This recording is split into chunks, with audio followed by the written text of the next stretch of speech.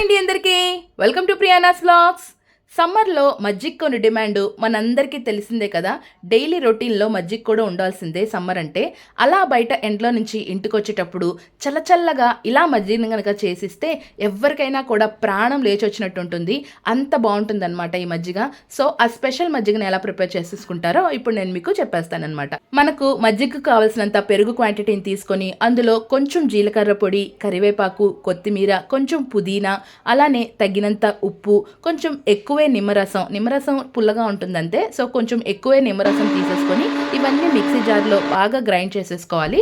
అలా గ్రైండ్ చేసుకున్న దాంట్లో తగినంత వాటర్ని కూడా యాడ్ చేసేసి టీ జాలీతో ఒక కంటైనర్లోకి మనం వడకట్టుకుంటే టేస్టీ స్పెషల్ మజ్జిగ రెడీ అయిపోతుంది. దీన్ని ఇంకొంచెం ఎక్స్ట్రా యాడాన్గా ఐస్ క్యూబ్స్ వేసుకొని గ్లాస్లో వేసిస్తే ఎవరైనా కూడా మన మజ్జిగకి ఫిదా అయిపోవాల్సిందే. మరి ఇంకా మన ఛానల్ని సబ్స్క్రైబ్ చేసేసుకోండి. Bye bye.